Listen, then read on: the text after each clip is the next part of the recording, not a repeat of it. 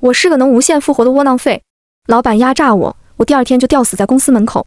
男友背叛我，我哭着跳楼成他死去的白月光。警察男神冷落我，我立刻帮他挡刀，吊着一口气看他深情告白。而另一边杀我好几遍的凶手忍不住了，你再装死试试看呢？我从小就有不死之身。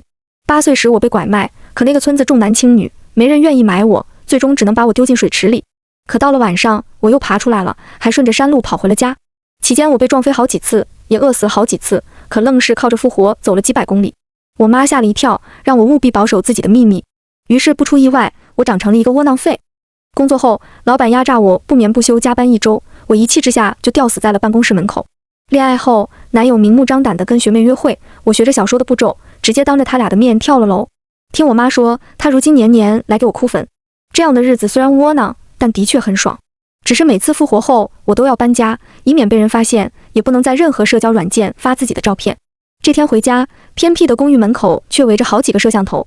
我本想偷偷溜走，忽然就被一个身穿刑警制服的男人拦住。你好，请问您知不知道这栋楼上有受伤的人？是这样的，前几日的抢劫案，有位见义勇为的女生，不仅空手夺白刃救了人质，还负伤自己走了。根据人质的目击，最后就是回了这栋楼。我倒吸了一口气，想起前几日随手救下的女孩，怎么还恩将仇报尾随我呀？然而不等我说话，隔壁的房门忽然打开了，穿着包臀裙的邻居走出来，害羞地笑了笑。哎呀，你们怎么找到这里来了？周围的记者顿时一窝蜂挤了过去，瞬间对着他不小心割破的手指一顿狂拍。然而他身子一扭，撞开我走到了那位警察面前。小哥哥，你给我搬面锦旗可以吗？我俩最近正因为他半夜直播扰民的事吵架，如今这么一闹，他怕是更得意嚣张了。算了，窝囊惯了。我压低帽子刚要走，却忽然听到身后的声音，不是他。那男人往屋里伸了伸头，顿时被巨大的音乐声吵得皱了眉，挑着眉吹了声口哨，扰民，铐上，带走。这6个字一出来，我顿时看他都带了滤镜。这是警察吗？这是人民的包青天啊！眼见这事处理完，我悄悄地准备回家，却忽然觉得脖子一凉。那男人还在我身后站着，手里拿着一份资料。许一，23岁，2020年被公司老板及全体员工目击死亡，2022年被男友以及朋友目击坠楼，2023年为救6旬老太被大货车撞飞，路人围观目击。说着，他忽然摘下我的帽子，把一个证件放在了我脸上，微微挑眉，怎么样，要不然狡辩一下？我瞪大眼睛，彻底懵了。不好，这人是冲我来的。瞥了眼他肩宽腿长的身材，我觉得来硬的怕是不太行，那就只能……我双膝跪地，抱紧他的大腿。警察大人，你放过我吧，我求求你了，我不想被抓去解剖啊。早在小时候，我妈便给我看过很多电影，里面那些有超能力的人，最后的结果都是被送上解剖台。或许是我哭嚎的声音太大，那男人的却慌了神，赶紧蹲下身子捂住了我的嘴，安静一点。说着，他递过来了一张名片，钟然，市刑警局灵异科队长。我确认了好几遍，仍旧是一头雾水。灵异科是什么科？林正英老师的抓鬼大队吗？可以这么说。他把名片塞到了我的手里，转身就准备离开。这个工作也很适合你，考虑一下，我们工资还是很高的。我咽了口唾沫，小心翼翼地看过去。那要是我拒绝呢？钟然双手插口袋，轻松地耸了耸肩。那我们只好把你当作外星人送去解剖了。我呆若木鸡地看着手里的名片，明明隔壁已经安静了，我却依旧睡不着。第二天看着自己的黑眼圈，我一咬牙，还是按照地址找了过去。灵异又怎么了？我又不会死，怕什么？再说了，高工资好工作，还能5险1金，这可比我现在东躲西藏好得多。钟然下楼接我，7拐8拐走到了最里面的房间，里面跟电视剧里差不多的办公室，每个人桌子上都是厚厚的资料。他扯过一个工作牌递给我，上面已经做好了我的照片和名字，许一，灵异科实习生。我反而觉得新奇，拿着看了好一会儿。那我们的工作是什么？捉鬼吗？周围一阵笑声。钟然递给我一个资料袋，你听过海市蜃楼吗？我点头，又听他说，那你知道海市蜃楼里面是什么吗？3年前，一间教室意外起火，老师包括补课的5名学生全部葬身火海，但我们却在尸体上检查出了不同程度的刀伤，但凶手却不知道是谁。我倒吸了一口气，只觉得毛骨悚然。他又递过来几张照片，都是一栋荒废的教学楼，里面的一个教室却燃烧着火焰。从去年开始，每到案发的时间，这间教室都会通过海市蜃楼的模样重新出现在这里，重复着当年的惨案。我听得浑身冒冷汗，咽了口唾沫。那他们不就是鬼魂吗？是的，准确来说是怨念所汇聚的幻象，但人一旦走入幻象，就很容易迷失在里面，甚至遇到危险。所以我们要进去，找到真相，消除怨念，所谓的海市蜃楼也自然就会消失。我心里顿时就没底了，我们怎么进去？直接走进去吗？可那不是个教室吗？我们又不是他们的同学，不会被认出来吗？钟然眯着眼想了一会儿，忽然问：你现在想一下，高中你们班里坐在最后一排最没有存在感的男孩叫什么？没等他说完，我几乎脱口而出：王晓明。他错愕了一瞬，又问：那女孩呢？李小梅。周围响起哄笑声，钟然默默给我比了个大拇哥。放心，班里那天有2个请假的人，你只要扮演好他们的角色就行。当天下午，我就跟着他走进了那栋废弃大楼，里面一股难掩的腥臭，墙面上覆盖着一层灰白色的粉末。这是什么？怎么越来越厚了？我用手摸了摸，下一秒就听到钟然冷静的声音：这是骨灰。我赶紧擦了擦手，刚准备往前走就被他拉住：别动，我们身后有东西。安静的走廊里，除了我们，还有一阵急促的脚步声，并且越来越近。小心！钟然猛地拉住我。与此同时，一个穿着校服的身影擦着我的肩膀就朝前跑去。快上课了，你们怎么还在这里？我愣了一瞬，跟着拐过去，就看到原本破烂的走廊里，居然有一间教室灯火通明，门口还围着几个说话打闹的同学。这是怎么回事？钟然默默把我张大的嘴巴合上，提醒说：习惯就好。要开始上课了，你的位置在我前面。我点了点头，强忍着恐惧坐下。再看向窗外的时候，走廊已经赫然变成了整洁崭新的模样，一切都跟灵异科推断的一样。海市蜃楼的内部没有信号，进入后也无法轻易离开，闯入者可以在这个空间和幻象接触，甚至感受到疼痛。按照我们进来的时间，火灾就发生在明晚，留给我们的时间不多了。钟然忽然示意我看黑板，我这才留意到上面写着一段诡异的话：3年2班存活守则：1. 无论何时对老师说话需要先鞠躬。2. 教室内不允许化妆，发现者需割除化妆部位。3. 请牢记，3个女生不能同时进入厕所。4. 当你感受到疼痛时，请迅速将疼痛传给下一个人。5. 举报他人违规的学生可以免去惩罚，请积极举报。6. 当你发现凳子上有钉子时，请不要说话，默默坐下。7. 当你触犯3条规则，将会被恶鬼吃掉。8. 请所有人对教室内发生的事情保密，否则恶鬼会出现惩罚所有人。这规则也狠了，难不成真的要惩罚学生？我刚说完这句话，一个身穿黑裙的女人走上来，原本喧闹的教室顿时一片安静，而同桌的女孩居然开始瑟瑟发抖起来。我侧头看过去，才发现她手上染着粉色的指甲，正拼命地往袖子里缩。可下一秒，班主任忽然冲下讲台，头歪斜着贴在桌子上，嘿嘿，抓到一个不听话的。下一秒，他从包里拿出一个扳手，居然直接夹住了那女孩的指甲。一声惨叫，那块粉色的东西就掉在了我的桌子上。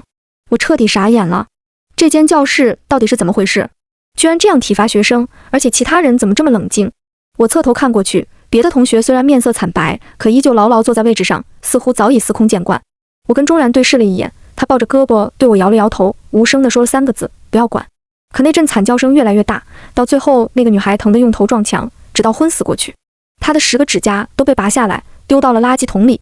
我连大气都不敢出，刚想伸手拉她起来，却见她摁住我的手，猛地掏出了一把美工刀。规则4：当你感受到疼痛时，请迅速将疼痛传给下一个人。那刀朝着我的手背就刺了下去，我来不及反应，身后的钟然忽然扑了过来，猛地用手臂挡在了上面。那把刀划过他的胳膊，顿时留下了一道血痕。可所有人仍旧是一副见怪不怪的模样，继续低头看着书。直到下课，我才简单帮他处理了伤口。同桌也翻出了垃圾桶里的指甲，被人搀扶着去了医务室。我忍不住啧舌，看了眼走廊上陆陆续续走过去人。所以这不就是体罚吗？为什么不能告诉校长？可这句话说出来的瞬间，所有人都像是察觉到了一样，瞬间安静下来，死死地盯着我。我跟钟然走出去，仔细分析了一下眼下的情况。世界上的确存在科学无法解释的东西，但恶鬼杀人这件事还是让人无法相信。我思索片刻说，如果恶鬼不是一个灵体，而是人的代号呢？钟然眼底闪过一丝赞许，点了点头，很有可能。所以目前我们想找到真相，还是得见一见这个恶鬼。怎么见？我背后一凉，看着他狭长的眼睛，莫名打了个寒战。你不会是要我去见吧？他点了点头，对着我打了个响指 ，bingo。不过你可以自己选，挑一个顺眼的规则去触犯。我震惊于他的淡定，忍不住咬牙，这不就是自杀吗？还分方式好坏吗？但很明显，这是唯一的办法，也是我来这里的作用。上课铃声又响了，这次我站在门外吸了口气，才卡着点进入教室。有句老话说得好，既然逃不了，还不如好好享受。既然我就是奔着自杀去的，那还不如玩得尽兴一点。还没坐下，我就看见自己的凳子上放着几枚钉子。规则6：当你发现凳子上有钉子时，请不要说话，默默坐下。班主任不耐烦地催促，这位同学，你还愣着干什么？还不赶紧坐下？我看向钟然，他朝我比了一个请的手势。懂了，这是要我开始表演了。下一秒，我像是动物园的马楼一样，直接掀翻了凳子，并且站在桌子上大吼：是谁在我的凳子上放了钉子？所有人都目瞪口呆，班主任立刻沉下来走过来：你给我下来！我就不。我一边跳大香蕉，一边做鬼脸，却被班长站起来呵斥，说话前要对老师鞠躬。你是疯了吗？他说着就要来拉我，我却先一步拉开窗户，直接跳到了走廊上，对着两侧大喊：是谁要谋害我的屁股？赶紧给我站出来！整个班里都被我搞得鸡飞狗跳，钟然呆若木鸡地站在那里，似乎没想到我能整这么多花活。果然，班主任的脸黑得像是锅底，猛地拍了桌子，把他带到我的办公室。一瞬间，整个教室都安静了下来，大家像是听到什么恐怖的事情，甚至我的同桌开始肉眼可见的发抖。班长带着几个男同学架住我就丢到了班主任的办公室里。这间办公室位置很偏，只放着一张桌子和书柜，看上去倒像是杂物间改的。门外啪的一声，班主任反锁了房门。与此同时，柜子里也传来了一阵响动。嘿嘿，又来一个吗？我咽了口唾沫，僵硬地转过头，就看到一个匍匐在地上的身影，一步步地朝我爬过来，整张脸上都是溃烂的疤痕，宛如地狱里走出来的恶鬼。不等我逃跑，他已经迅速地扑了过来，紧握的匕首直接刺穿了我的肩膀，一种钻心的疼痛顿时传遍了四肢。尽管我已经复活过很多次，但对疼痛的感知依旧存在。我猛地转过头，死死地扣住他的脑袋，让我看看你到底是人是鬼。可等我抬头看到的却是一双漆黑又漂亮的眼睛，甚至还有点眼熟。你是……不等我话说完，他惊恐地推开我，然后举起了匕首。得，重开吧。下一秒，我的视线一片漆黑，直到一股大力把我拉起，脸颊上也有冰凉的触感。许一，醒醒！我缓缓睁开眼睛，就看到了一脸急切的钟然。吓死我了，我以为你的特异功能失效了。我摸了摸脸颊上的水渍，啧啧了两声。钟警官，你是抱着我哭了吗？钟然翻了个白眼，晃了晃手里的水杯，你别太荒谬，我只是给你泼了点水。回归正题，他把我拉起来，用水给我擦了擦脸。所以你见到恶鬼了吗？我点点头，换下沾血的衣服，穿上了他的外套。但他有体温，一定是人。只不过这所学校也太大胆了，这不就是杀人吗？钟然也沉思起来。目前档案内收录的资料并没有发现体罚学生的事情，或许只是我们改变了这一部分剧情发展，又或许当年真的有过这样的事件，只是没有被传出来而已。大家在失火前莫名其妙的刀伤，很有可能跟他脱不掉关系。我忽然想到一个问题，问道：那如果我们拦住他，是不是就能避免悲剧发生了？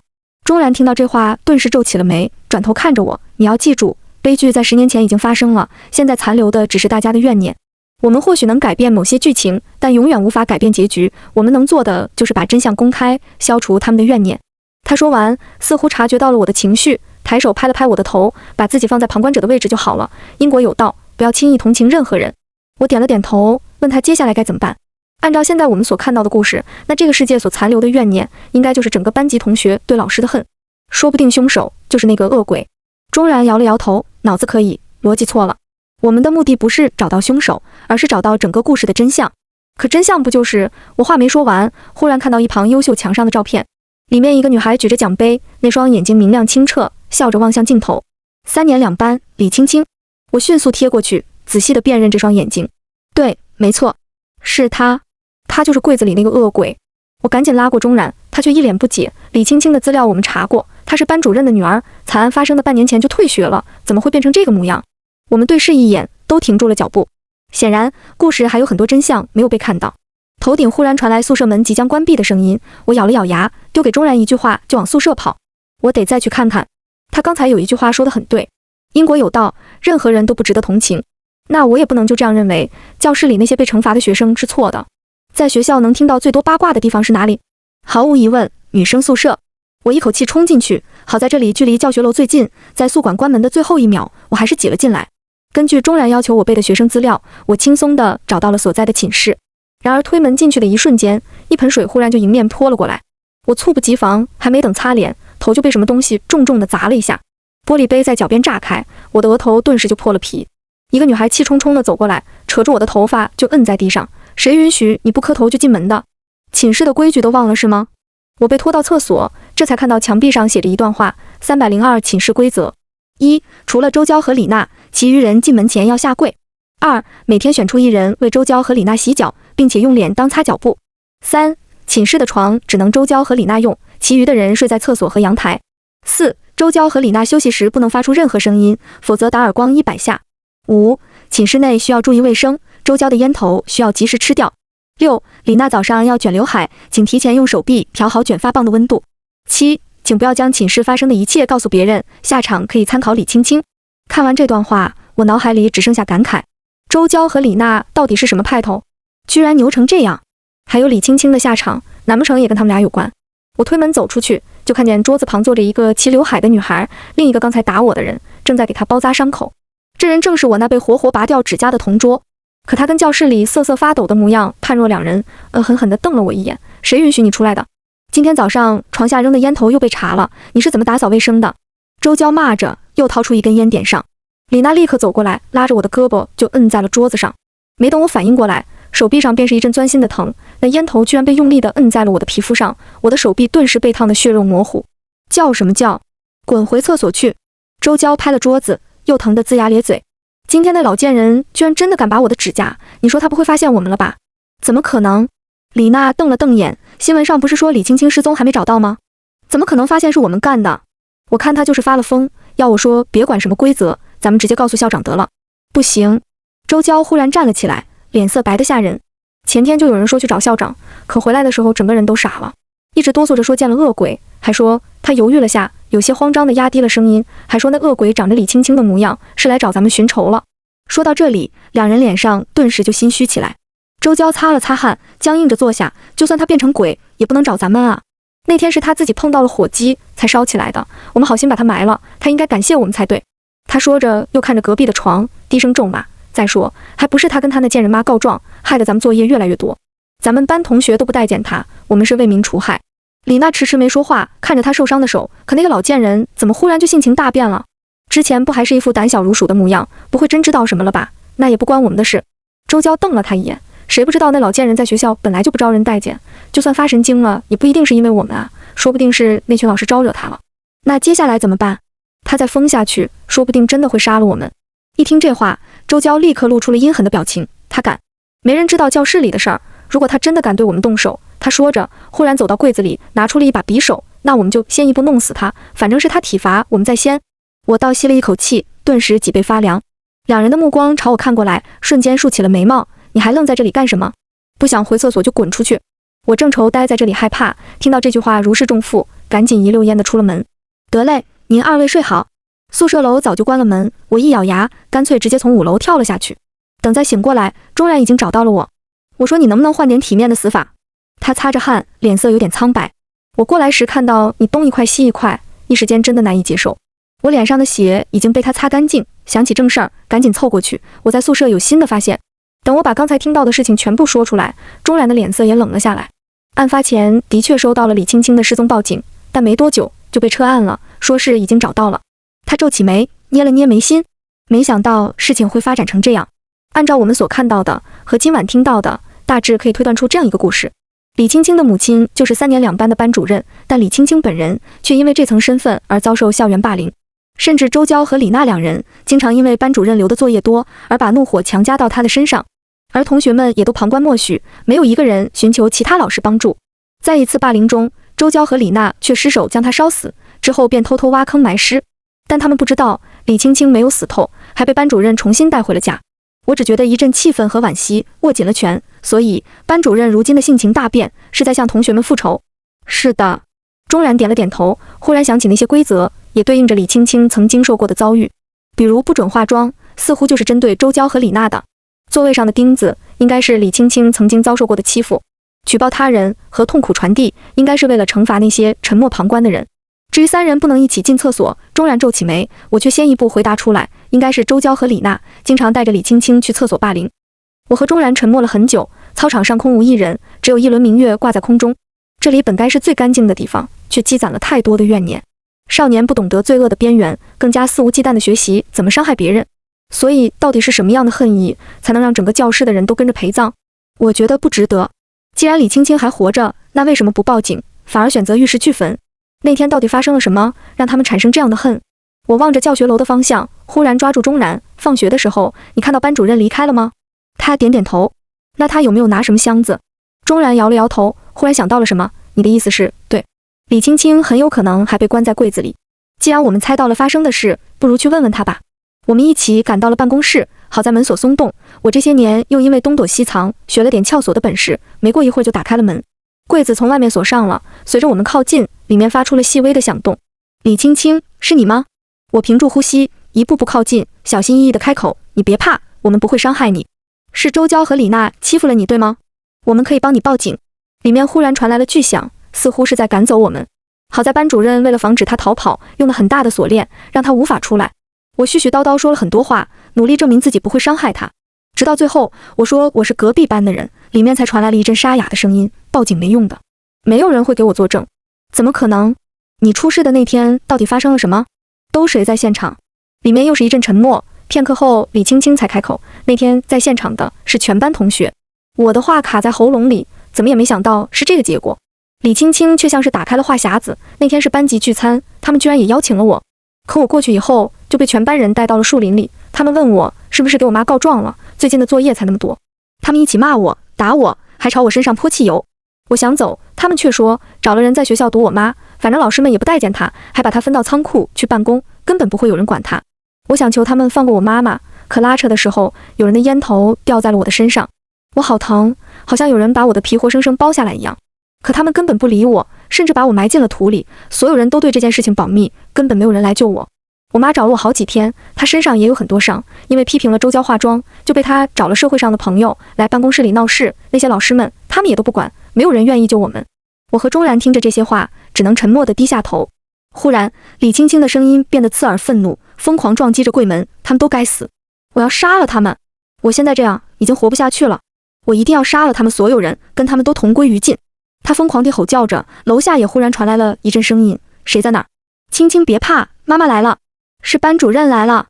钟然拉着我赶紧躲到了别的教室里，隔着门缝我们看到班主任拿着一把砍刀，正在教室门口比划着什么。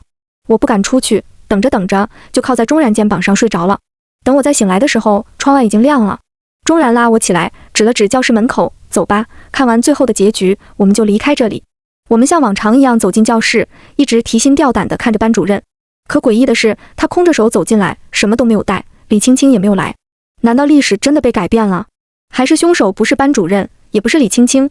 上课铃声响起，班主任却把课本放下，清了清嗓子，明天我就辞职了，今天是我为大家上的最后一节课，我有些话想说。他看着众人，深吸了一口气。要来了吗？我有些紧张地看向钟然，随时准备跟他翻窗逃跑。然而下一秒，班主任朝着大家鞠了一躬，我祈求大家去自首吧。一瞬间，整个班级鸦雀无声。我张大了嘴，看向众人，也都是震惊的神情。而周娇的脸已经变得阴沉可怕。班主任红了眼，缓缓地说：“那天大家对青青做的事情，我都知道了，她还没有死，你们也还有救。你们都是孩子，老师不怪你们。这几天你们也体会到了暴力和酷刑，算是扯平了。”他说着，重重地叹出了一口气：“自首吧，你们年纪还小，做错了事，改正就好了。”可话还没说完，我旁边的椅子猛地被踹倒。你开什么玩笑？周娇瞪着眼，冷笑了一声，合着你早就知道了，在这里跟我们演戏呢？他朝后看了一眼，李娜顿时走过去反锁了教室门。我看今天谁敢出去自首？周娇咬牙切齿，从书包里拿出了一个瓶子，拧开就对准了班主任。自首我们就完了，我看你是想逼死我们。大家别听他的，也别让他走，要不我们这辈子就毁了。班主任脸色阴沉，猛地拍了拍桌子，你这是想干什么？不等他说完，周娇猛地一抬手就把东西泼了过去。前几排的同学顿时捂住了鼻子，一阵惊呼，是汽油。我心一惊，刚想往前冲，就被钟然拉住，退到了教室的最后面。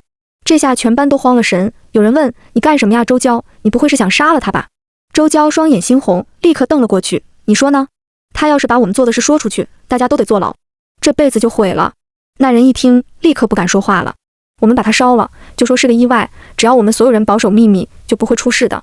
更何况他还体罚我们，是他先做错的，不是吗？全场鸦雀无声，居然没有一个人反驳。我震惊地看着周娇掏出火机，朝着讲台上丢过去。可下一秒，大门忽然被猛地撞响，门外一个声音不停地嘶吼，身上还缠着铁链，疯狂地撞着门。是李青青。班主任忽然就慌了，不停地朝外面挥着手，不要进来。钟然皱起眉，一只手拉住我，另一只手挪到门把手上。下一秒，教室门被撞开，李青青手握尖刀，疯了一样的就朝着周娇扑过来。噗的一声，李青青直接砍断了他的脖子。终于，教室里传来了尖叫声，大家四处逃窜着，有人开始躲在桌子下面，有人开始挤着往门口跑。钟然拉着我逃出去，李娜跟在我们后面，刚迈出了一只脚就被砍倒在地。李青青悠悠地看了我们一眼，重新锁上了门。里面开始不停地传来尖叫和哭喊。这间教室位于整层楼最偏僻的地方，加上大家的排挤，没有人会刻意路过。钟然挡住我的眼睛，可我还是看见了里面杀戮的一幕。李青青根本就是在无差别的杀人，她举着尖刀嘶吼，看见人就砍，甚至爬到别人身上撕咬。班主任跪在讲台上，像是下定了什么决心。他忽然捡起地上的打火机，点燃了自己的衣角。他不会是要……我心底一惊，下一秒就看见他身上烧起火焰，瞬间就布满了全身。紧接着，他朝着李青青就冲了过去，然后紧紧抱住她，两人都嘶吼着成了一个火团。没过多久，整个教室都燃起了火焰，周围的一切都在火光下变得晃动、虚幻，烟灰不断往外飞舞，呛得我们睁不开眼。等我再睁开眼，教室已经变成了空荡荡的废弃屋子。烧焦的窗帘和地板已经遍布灰尘，只剩下墙上附着的灰色，像是提醒我们已经回到了10年以后。海市蜃楼消失了，我们也回来了。我和钟然回了警队，这里发生的一切都让我心中五味杂陈。他只是挑眉看了看我，说习惯就好。而后续的档案提交，钟然也交代我把周娇和李娜霸凌的事情写进去，公之于众。我有些惊讶地问他，那凶手这一栏要写李青青？钟然摇摇头，一副无所谓的模样，咱们是灵异调查科，解决怨气就好了，找凶手不是我们的责任，就当是场意外吧。我听话的写上，但又忍不住问，那周娇和班上同学的死算什么呢？说完这句话，我俩对视了一眼，都默契地说出了那5个字，算他们倒霉。我佩服地冲钟然竖了个大拇指，果然是青天大老爷。经过这一次，我也彻底理解了灵异科的工作性质，不得不说还挺有意思的。1个月后，海市蜃楼现象彻底消失了，我也转正成为正式员工。这里工作并不多，我平常便是和钟然斗嘴，直到某天他神色凝重地交给我一个文件袋，来活了，这次得去当一下卧底，兼职送个外卖，走不走？我点点头，心中反倒来了激动，当然走，出发。